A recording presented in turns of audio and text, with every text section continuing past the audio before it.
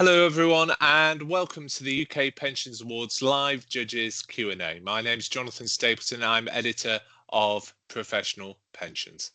This live webinar will give you a chance to ask some of the judges of the UK Pensions Awards questions about what makes a good submission, what to include in your entry and what to avoid in order to help maximise your chances of success. I'm delighted to be joined for this Q&A by three very experienced judges to the UK Pensions Awards: Kevin Legrand, Chris Parrott, and Nick Morgan.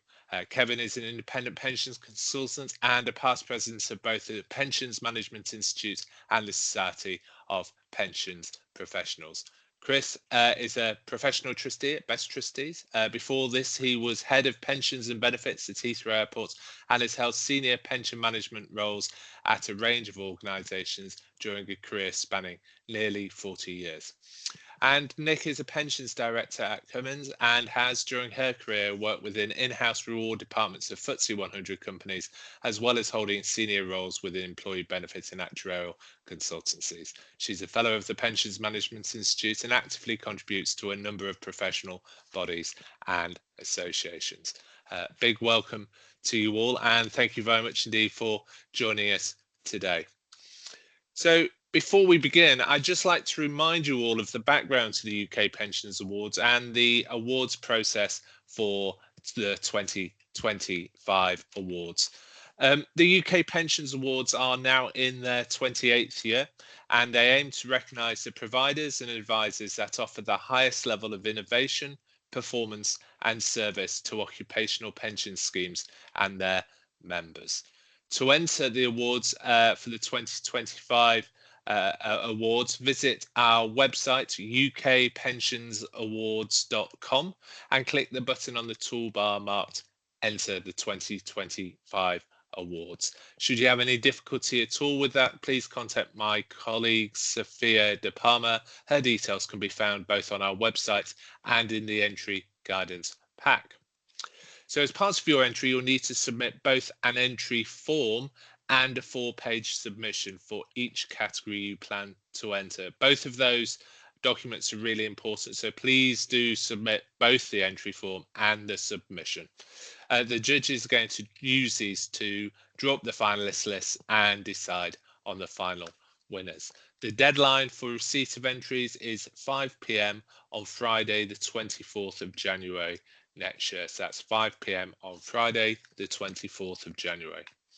We're going to publish the finalist list on Monday, the 17th of March, and the winners will be announced at the ceremony on the 12th of June at the Brewery in London. As previously, to help you complete your submission, we've also compiled a guidance pack. I think this is being sent to some of you already, but we'll make sure all of you have that by next week, along with a link to this webinar as well. If you don't receive this or have any queries, please let Sophia know. And then finally, before we begin, just to remind you, this is an interactive session and you can send your questions to our panel by using the Q&A function on Teams. So please do send in your question and please do upvote any questions if you wish to bring them to the top of the pile. So while you compose your thoughts and indeed your questions, I've got one to pose to our judges. Kevin, I was hoping you could start with this, please. What, in your view, makes a good submission, please? Right. I think what you need to remember is that this is a communications exercise, first and foremost. It should tell a story that highlights your strengths and achievements over the year in question, but in a clear, coherent way, remembering that who the judges might be, you know, the actual readers at the end of the day. So it should show why you should genuinely be considered for the award over your competitors. And remember that in many cases, in categories, they're very close. You know, competitors are very close, cover very sort of similar things. So you've got to try and highlight where you have a differentiator from your competitors.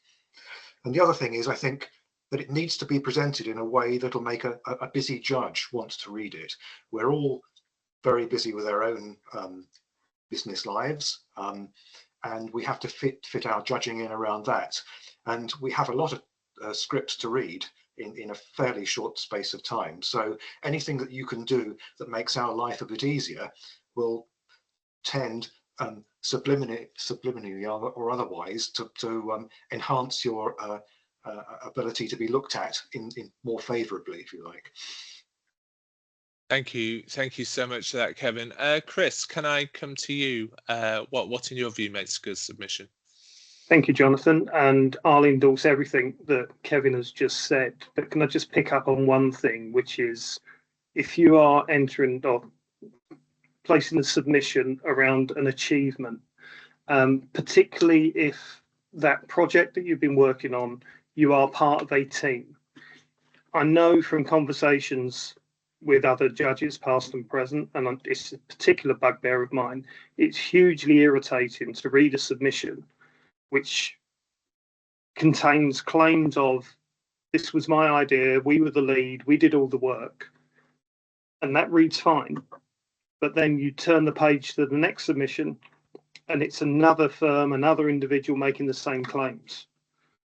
If you are part of a team for a project, please be truthful about your part of the team or your role in the team and what your contribution was to achieve the outcome. Otherwise, it just gets incredibly confusing. And unsurprisingly, some people do mark people down for that. But that's a particular bugbear that I think needs to be drawn out. Thank you, Chris. And Nick. Yeah, thanks, Kevin and Chris. So again, just to absolutely echo everything that you've both just said. But I think for me, one of the key takeaways from my time as a judge is going back to our days of studying, please do keep to the exam question. A number of times I've observed as a judge, where I've been obviously judging multiple categories, that the same submission has been entered for a number of different categories. And obviously, just by applying that blanket approach, it sort of dilutes from the key message and value add that your submission is there for. So please do keep to the relevancy of the question being asked or the category that you're entering for. And obviously, as much as you might want to pad it out with additional information, it's much better to keep it relevant and on point. As Kevin mentioned, to help us judges, we would much rather have a shorter, more succinct submission rather than one that includes lots of irrelevant detail to that particular category. But thanks. Thank you very much indeed, Nick, and thank you all. Just to remind everyone listening that you can ask a question to the judges using the Q&A button at the top of the Teams screen. So please do type in your questions. We'll put as many of those as possible to our judges. One or two points from me, some commonly asked questions. Is the length, what's the word count? What's the length of the submission? Is it set in stone?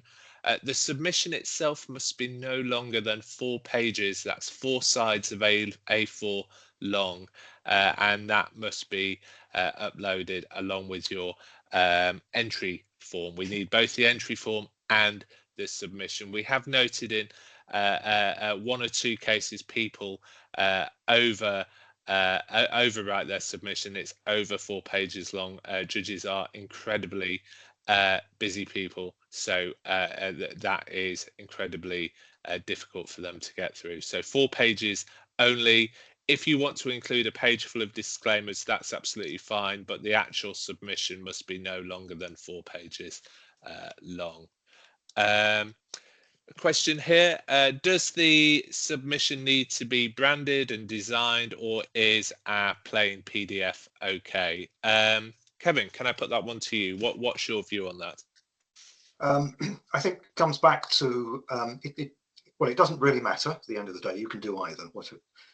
But the more attractive the document appears, the more that's going to encourage the judge to be to give you any benefits of any doubt when any is necessary, and to actually sort of enjoy reading it, and you'll put them in a better frame of mind, I think. So you'll help yourself if you concentrate on a good presentation. Thank you, Kevin. There are no specific rules from our side as to whether it needs to have a branded, whether it needs to be branded or otherwise, and we don't necessarily need PDFs. I think it's fine to also upload Word docs as well. Chris, with regards to the design of the submission, do you have any sort of things to add to what Kevin said? I don't think the design is the be all and end all of this. It's actually the submission itself. If the submission is engaging, it's to the point, it sets out, coming back to Kevin's first point, it sets out the story that you're trying to deliver. That's the most important thing. Just remember, I think on average we have somewhere between 50 to 60 submissions to read, and that's each judge. It's what's going to keep the interest of the judge compared to the other submissions that are part of the ones that have been allocated to them. So I don't necessarily think branding is an issue. It's the content of the submission itself that is the really important thing. Thank you. Nick? Yeah, again, agree with everything that Kevin and Chris have said. From a personal preference perspective, and I guess this probably echoes what a lot of judges say, is lots and lots of just text sometimes can be quite difficult to wade through. So making sure you include clear headings and highlight key messages in your submission is really, really helpful. So to echo what they've said, what Kevin and Chris have said, it doesn't matter. There are no, and Jonathan, as you say, no hard and fast rules, but set yourself apart. What is it that you want to bring our attention to, and make sure that's really, really clear in the submission. Thank you very much, Nick. Another question here: can we include visuals, charts? I think probably comes back to what our judges have just been talking about. Yes, but make sure they sort of add to the story. They're clear, easy to read. Judges, would you agree with that?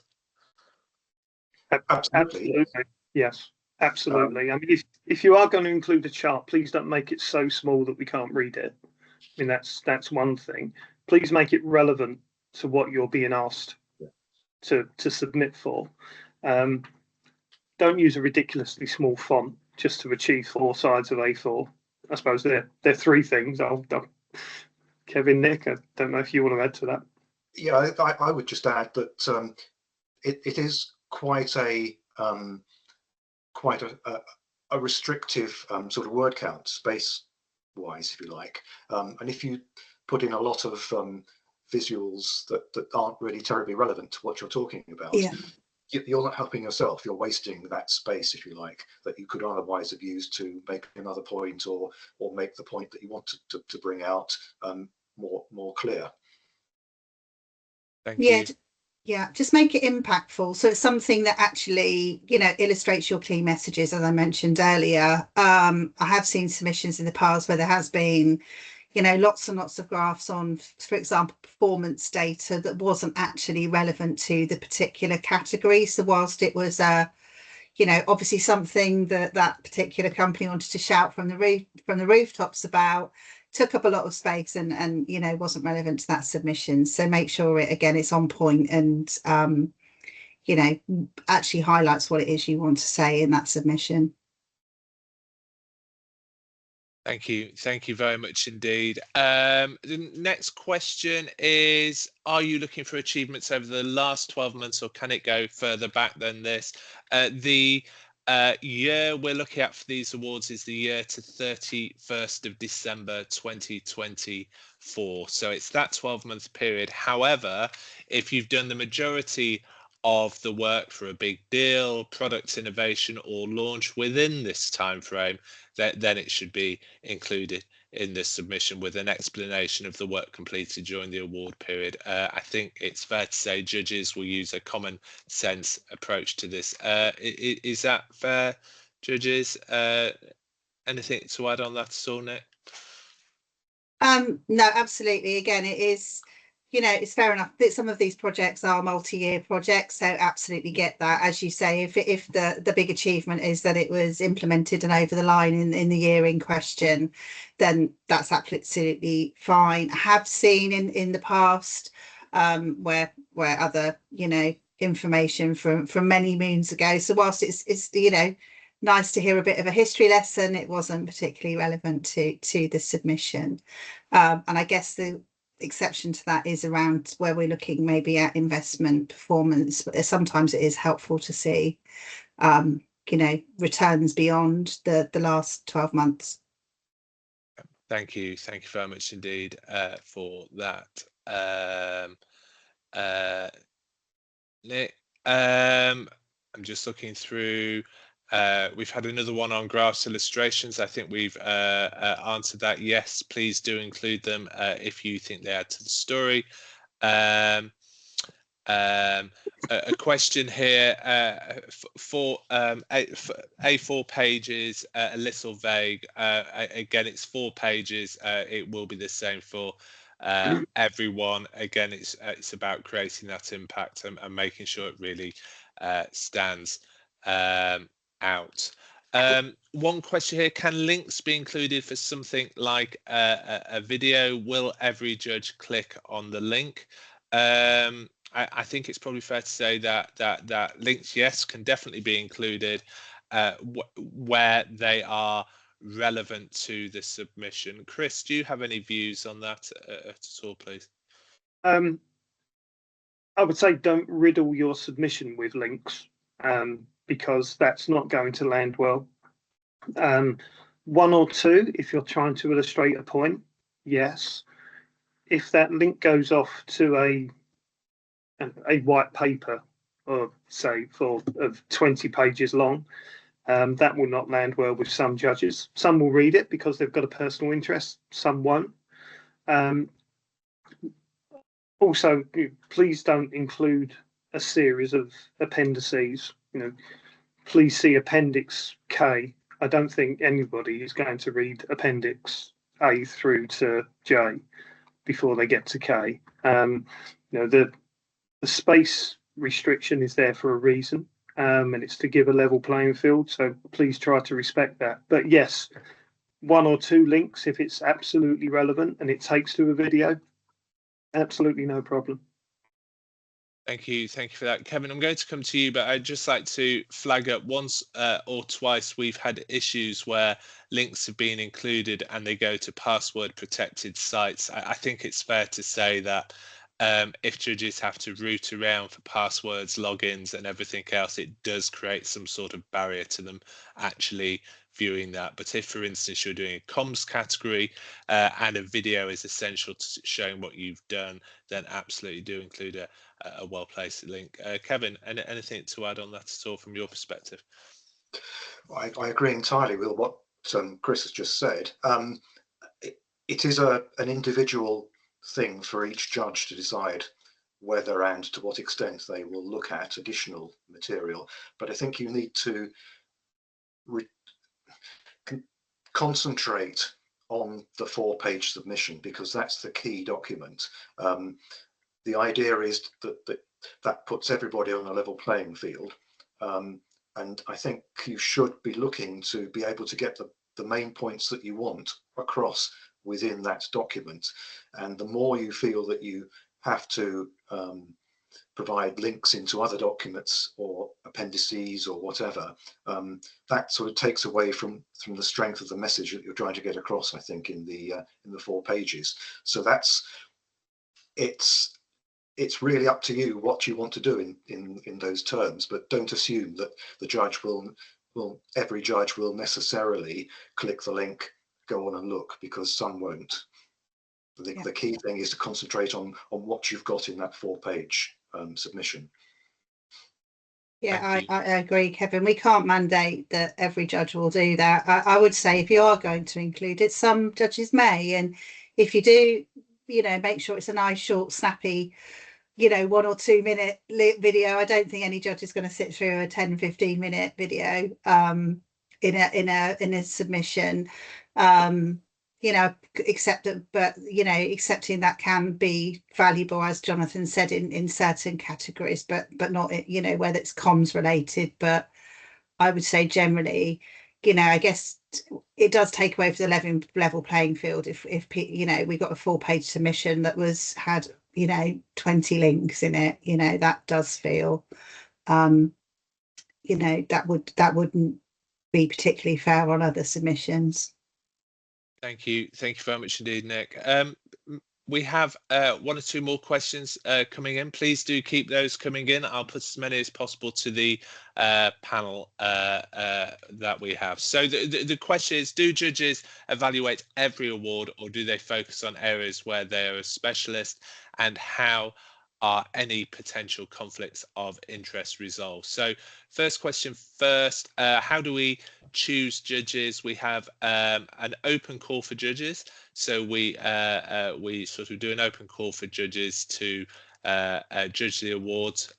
We also pick some of the judges that have previously judged awards, and then the editorial team at Professional Pensions will also pick 1 or 2 people and ask them to judge as well. We list all our judges on the UK Pensions Awards website, so you can see who they are. How do we deal with conflicts within the judging panel?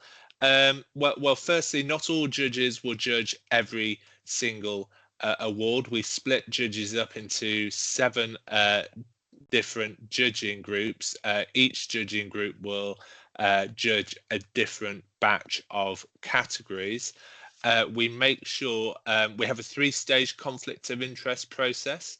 So first of all, I vet each judge, making sure they don't judge any category in which they have a conflict. I define a conflict as working for a firm that is entering that particular category, or working for a competitor of one of the firms entering. Secondly, all judges are asked if they feel they have any conflicts in the categories they are judging. So for instance, if a judge, as sometimes has happened, has actually worked very closely with one of the firms entering, they may feel that they're unable to judge it that year, in which case they won't judge that particular category. Finally, allied to that point, we ask judges to declare any conflict that they haven't previously notified of us of at the judges meeting. That again may happen where they later realize there's a small conflict with a firm that's potentially entered, so they would declare it at that point. How do we choose which judges enter? How many judges will judge each category? We have about 7 or 8 judges judging each category, and we make sure they're widespread of trustees, pension managers, and industry professionals across the piece. So there's a broad range of knowledge across the piece. I hope that helps. Can I just add something there? Yes, Kevin. That sort of comes out of that discussion, and that is that be aware, therefore, that although we're all experts in particular areas and got broad knowledge, hopefully, across the pensions issues, we may not necessarily be working experts in the category that we're judging. So therefore, bear that in mind. So if you're if you're putting a lot of acronyms or particular language that's particular language that's particular to your area, a judge may not necessarily be entirely familiar with that. So bear in mind, again, that the rules of good communication dictate that you think about who's actually going to read that piece of communication, and bear that in mind. So I think that sort of comes out of that particular point that you've just discussed, Jonathan. Thank you, Kevin. And it's fair to say if you look down our judges list, you'll see they're all incredibly experienced industry people, either trustees, pension managers, consultants, investment managers. They will have a fairly in-depth knowledge of pensions. They may not necessarily have a very in-depth knowledge of a very small niche part of pensions, as Kevin said. So just bear that in mind. So Jonathan, can I just add to that? One of the best comments I've ever heard from a judge in a previous year was, I know enough about this subject to be able to give an honest opinion. But what I want from the person putting the submission in is to tell me what you do or what you did and how you do or did it. That is a very, very simple rule. And I just thought it was a fantastic comment to have been made. Thank you, Chris. Some more questions coming in. Does the 4-page limit include a cover title page? No, you can have 4 pages plus a cover page. And I think we're willing to accept a sort of a page for disclaimers, etc. as well. But the absolute meat of the submission must be in 4 pages. So 4 pages only for the meat of the submission. A cover and a disclaimers page is absolutely fine, but the submissions must be within that 4 pages. Another question here. So are you saying don't include an appendix or don't include a long one? Is it okay to include a short and simple one? I think, summing up what the judges already said, I think they'd prefer not to have appendices, but if you include them, keep them short and simple. I think there's probably plenty enough for judges to read within 4 pages already without having to go elsewhere. So try and keep them in the 4 pages. If you need an appendix to make a specific point or to evidence something, short and simple, I think, is best. Question here, Nick, if I can come to you. The question is, can an entry win the award without an external testimonial? I'm going to turn that round a little bit and ask, we don't require testimonials. I think that's fair to say. But I think my question is, what's your view on testimonials? Do you like to see them, or is it something you're not too bothered about? Again, sorry, I'm going to give a very woolly answer. It's possibly not very helpful, but it really depends on A, the category, and B, what the testimonial is. So I have seen, I do think that they can be helpful if they are specifically giving a testimonial that's related to the category. So, it's a client that's actually, used that particular service or, professional services, or, actually is engaged with on that basis. What I have seen, which isn't helpful, is just a general testimonial saying how fantastic that company is. Well, that's great, but so I would, again, if it is included, keep it relevant, be mindful of the fact that you are using up space in your 4 pages. I think it can be helpful to see, but again, relevant to the category and specifically relevant to the submission, what you're entering for. Thank you. Kevin, do you have any views on testimonials? I agree entirely with what Nick's just said. I don't think I have anything else to add on that. It's an individual, in terms of how the judge looks at it and how helpful he or she finds it. It's an individual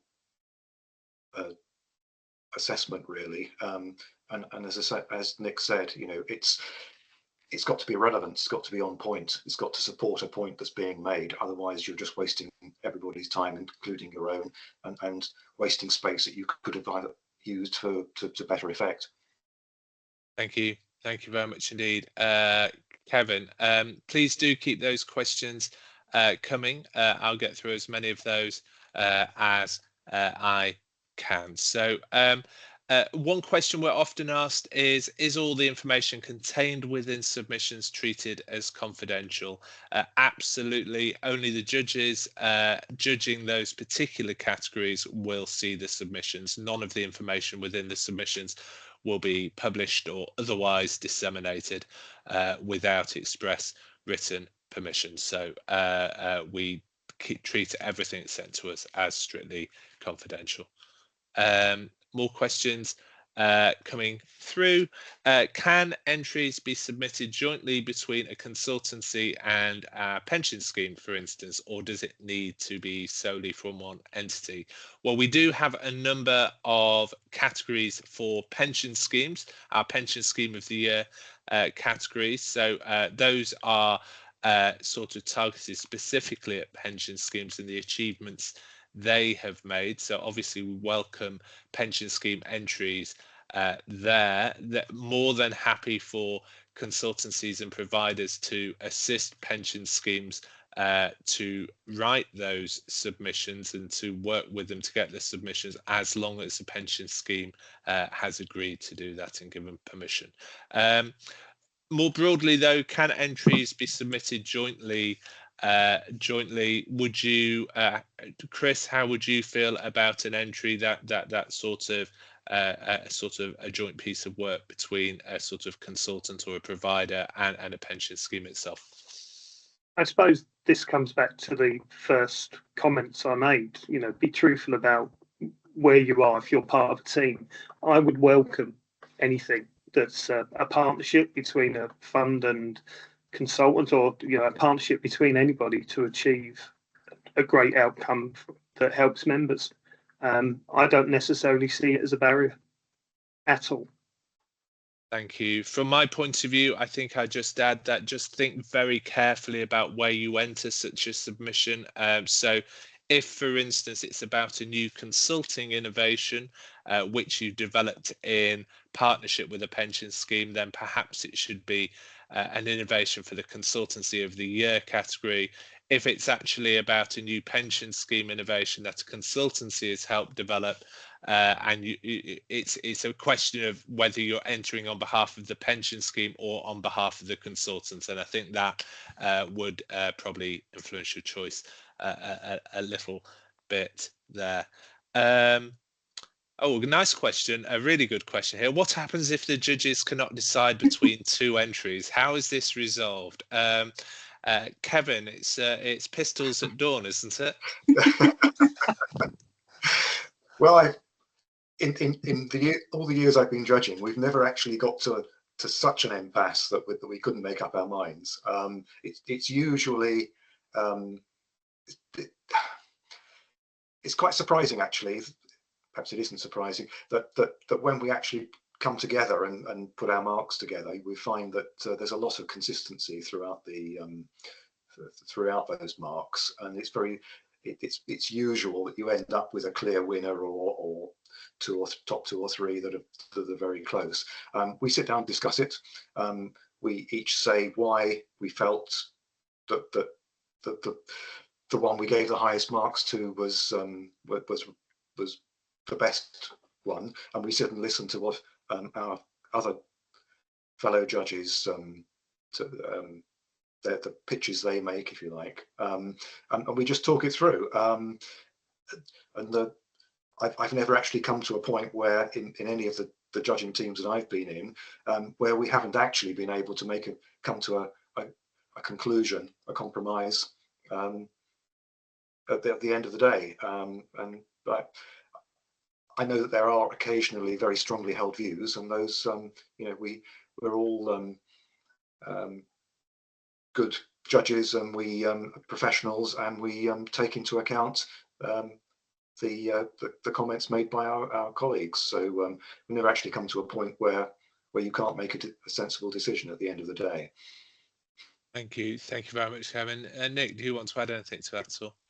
Yeah, and I think it's just worth noting that when we are going through submissions, we sort of make notes against each of those to remind ourselves, because sometimes obviously there is a bit of a gap between when we, judge and when we all come back together to, moderate the scores and things. So obviously the scores are just what the scores are, and then we come back together to discuss any of the differences. I think it is worth mentioning where we do come to maybe a bit of an impasse.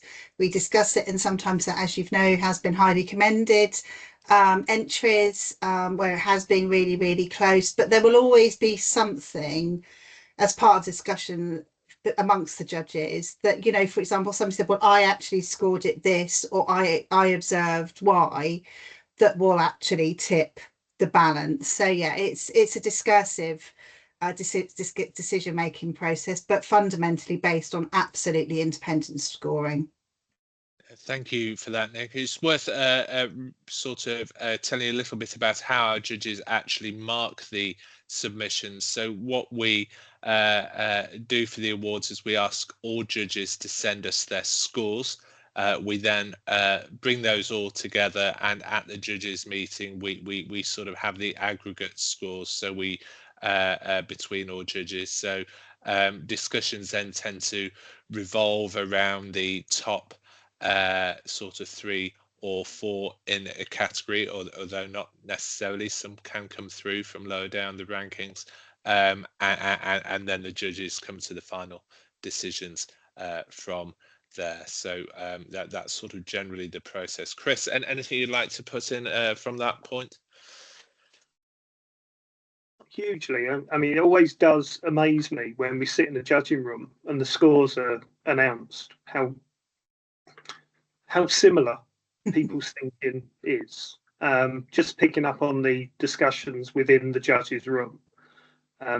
Let's not forget that the judges are hugely experienced across the whole broad church of pensions, but there is an awful lot of respect for each other within the room. It is a sensible debate. If somebody takes a position of I'm right and you're wrong, I would be amazed to see him in the judging panel the following year. I think it is a very, very robust process that the judges go through for this. Thanks so much for that, Chris. And again, adding to the judges' comments, in my years of judging these awards, I've never come to an impasse. So the judges have always found a way forward. Do all judges use the same scoring system with the same categories weighted in the same way? We do have a weighting for the judges, the scores which are set out in the guidance pack. So on most of the awards, I think we're giving a slightly higher weighting towards innovation during the year to 31st of December 2024. I asked the judges to rank the top 5 in each, sort of their top 5 choices in each of the categories. So that is the sort of their choice. So it's a ranking system of which ones they prefer best. Another question here: what are the top 5 do's and don'ts, or the top 5 don'ts when writing submissions? No do's, just the don'ts. Sorry, apologies. I won't ask you for a whole 5 judges, but can I ask you each for maybe your top 1 or 2 don'ts when writing submissions? Chris, do you have any big don'ts? Oh, please proofread your entry. The amount of submissions that come through that are covered with typos is very irritating. I think we'll come back to the point that the judges do this in their spare time, and it becomes very irritable if you are just reading things riddled with spelling mistakes. I'll just repeat also one other point, and a couple of other points I've made previously. If you're going to put a chart or an image or whatever, make it relevant. Don't make it so small that you can't read it, and please don't use a ridiculously small font size just to get your submission on 4 pages. Please, use some Pricey rules to get it down rather than just reduce the font size. Thank you. Nick? Again, I think I would just repeat the thing I mentioned earlier is please make sure that you are, read the exam question. Do not just, dust off an old submission from previous and, just stick it in for an award. You're much more likely to be considered for the award in the category if you can absolutely demonstrate that it's, your submission is on point, relevant, and to the category you're entering for. So yeah, read what you're being asked to get go in for, and make sure it's absolutely aligned to that. Thank you. Kevin? Yes, I think I would echo particularly what Chris said about proofreading. You would be surprised to see some of the things that come through that we've had over the years. we've seen things that are headed for as a submission to somebody else's awards, a different year, a different category heading, and spelling mistakes and grammatical errors and things like that, and they all paint a picture. They all show that somebody's not actually spent a sufficient amount of time, perhaps, on their submission, and that makes you look bad straight away compared to your competitors. But also, I would suggest that in terms of both that and trying to get the points across that you want to make, particularly going back to my earlier point about the fact that we are not necessarily experts in a particular niche area that might come up in a particular submission. I always suggest that when it comes to proofreading, take what you think is your final version and give it to a colleague who has had no previous input into the submission, who doesn't necessarily work day to day with the content that you're covering, and ask them, does it make sense? How do you read this, and so on? And then you're getting a sort of third-party view that perhaps more reflects how a judge might look at it when they receive it. And I think that if you listen to the comments you get back from that, you might be surprised about some of the changes that you might make. And you might think that the points you've got to point across clearly, but in fact you may not have done so. So I think that's a good way of sort of just double checking that what you're producing is a good piece of communication. Thank you so much, Kevin. Just another point from myself. So somebody asked me before this webinar whether generative AI was allowable. I'm not sure we can actually check or accurately check whether something has been written by Gen AI, but there are 2 points I would like to make. So firstly, the people submitting are responsible for making sure their submission is accurate and to the point. Also that it's engaging. My experience with generative AI is that it's not always as engaging to real live human beings as you might hope it to be. So that is a key point. And just to warn you that generative AI is not necessarily as confidential, as secure as you'd hope. So please do be aware of that. But that is probably my comment on that. I think we're coming to the end of the time for our webinar. Thank you so much to all our judges taking part. Before I finish, I was just hoping to ask each of you for your sort of key takeaway following our discussion today to our attendees. Chris, sorry to pick on you first. If I could come to you, that would be great. I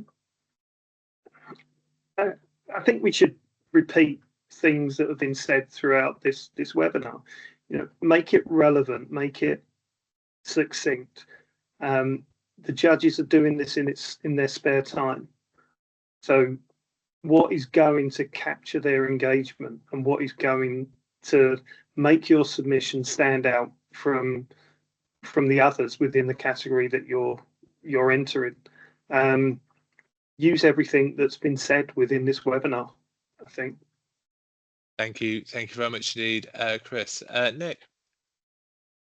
Yeah, again, just follow what we've said and watch this recording back if you need to remind yourself. Share it with anyone that's involved in the submission. I know often it's sort of marketing teams that were involved in drafting as well as subject matter experts. So yeah, make sure that the messages that we've shared today are sort of spread amongst the team that were involved in the submission. And good luck. Thank you so much, Nick. On that note, both this webinar will be available for post-event viewing, and also we have our entry guidance pack. So both of those will be made available to you and can be shared with your colleagues. Kevin, over to you. Yes, I go back to bear in mind that this is a communication exercise. Follow the good rules, the rules for a good communication exercise. Put yourself in the shoes of a judge who's likely to read it. How is it going to come across? Has it made the points that you want to make? Are they the points that are going to differentiate you from your competitors? And make sure that those points are presented logically, clearly, and supported by appropriate information, and that is accurate. And I think if you do all of those things, you will be in a pretty good position. Thank you very much indeed, Kevin. I'm afraid that's all the time we have for in this Q&A. Just to remind you once again that the deadline for receipt of entries is 5 p.m. on Friday the 24th of January. It's 5 p.m. on Friday 24th of January. To enter, go to www.ukpensionsawards.com. As mentioned, we have the guidance pack, which you should have received, and we'll send the link of this Q&A to you all as well. Huge thank you to our judges who've taken part in this webinar. Thank you, Kevin. Thank you, Chris. And thank you, Nick, for all your time today. And indeed, thank you to all of you for dialing in. Good luck with all your entries and all the best for Christmas and the new year. Thank you.